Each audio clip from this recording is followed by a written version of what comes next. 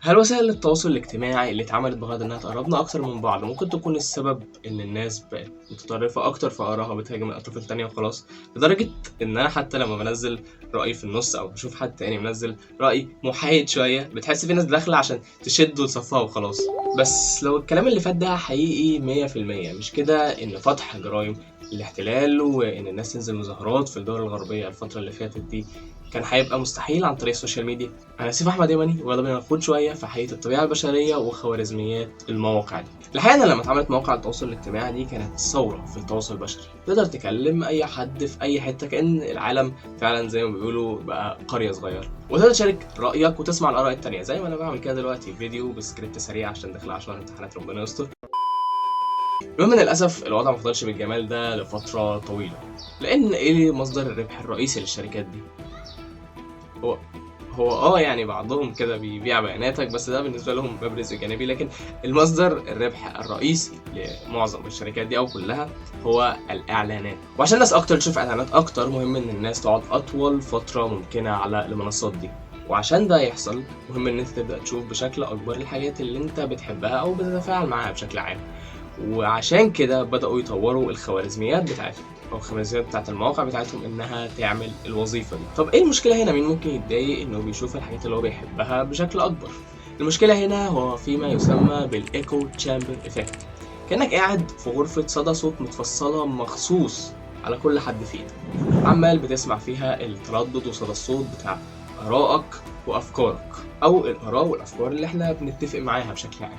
فعلى سبيل المثال، لو قلنا ان شخص ألف مؤيد لفصيل سياسي معين والشخص ب معارض للفصيل السياسي ده، هتلاقي معظم المحتوى اللي بيشوفه الشخص ألف هي عن قد ايه الفصيل السياسي ده جامد جدا وانجازات الفصيل السياسي والكلام ده كله.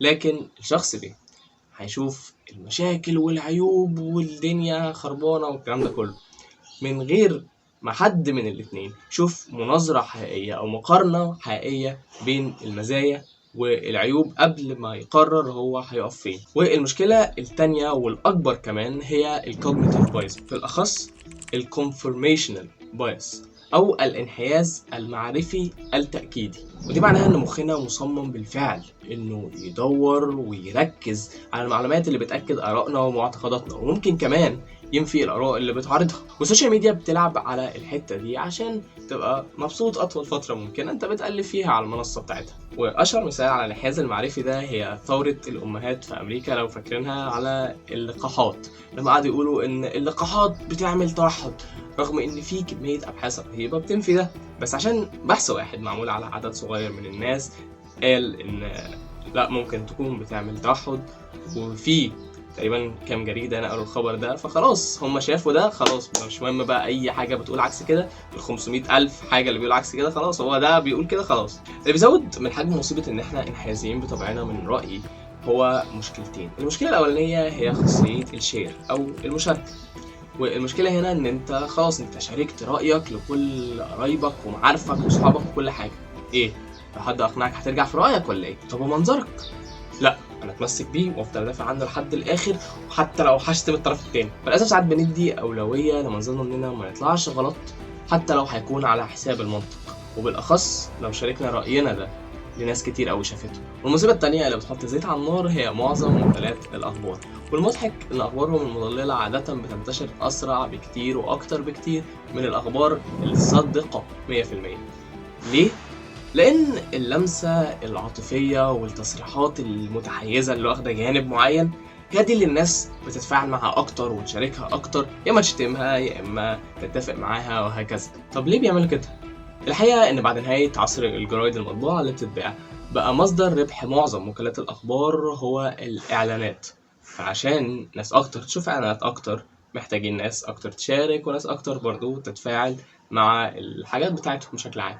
أما السبب التاني هو من رأيي سبب تضليلي شوية أو ما يسمى بالillusory truth effect، وهي فكرة إن لما خبر غلط يتردد عليك كتير قوي، كل شوية تقعد تسمعه وكل شوية تقعد تسمعه، هتبدأ تقتنع داخليا إن الخبر ده صح، حتى لو انت من الاول كنت عارف انه غلط او بعد كده اتثبت ليك انه غلط بالمنطق، هتبدأ برضو في حتة من جواك داخليا مقتنع بالخبر ده عشان سمعته كتير قوي. لو عايز مثال، دور على اي خرافة بتتردد حواليك كتير، زي مثلا ان البيض ما ينفعش يتاكل وقت البرد.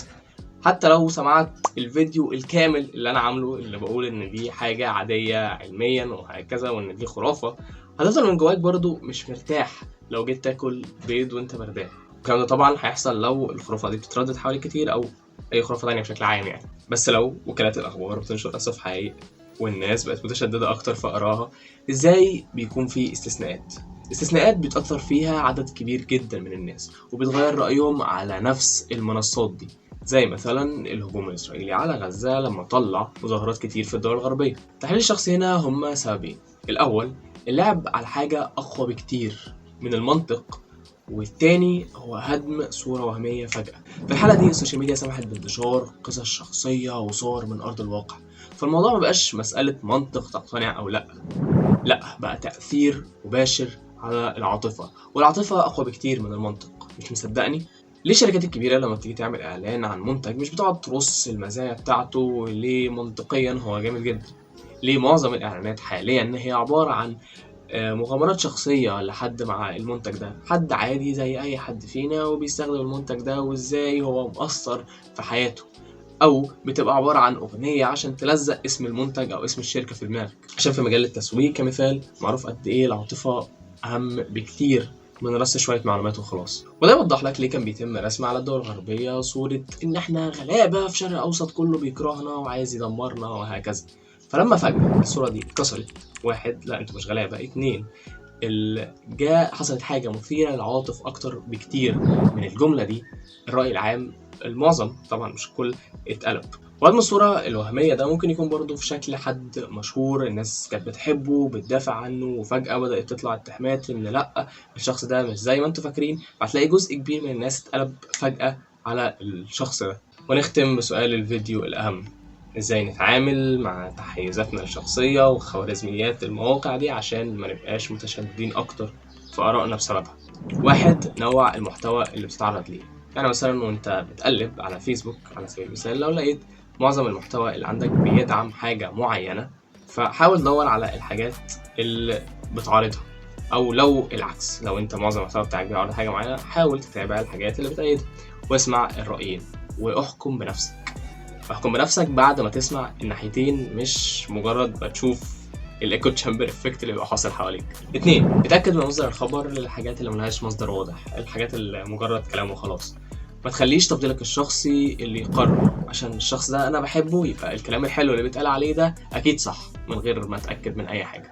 3، واهم نصيحه بالنسبه لي، ما تعملش شير اول ما الترند يطلع على طول وخلاص، او على الاقل ما تعملش شير غير وانت متاكد انك فاهم النقطه اللي الطرف التاني بيقولها وبيدافع عنها وليه في طرف تاني اصلا. 4، ادخل نقاشات بعقل مفتوح، مش عيب تقول مش عارف ومش عيب تسمع لكل الاطراف طالما محافظ على مبادئك الاساسيه.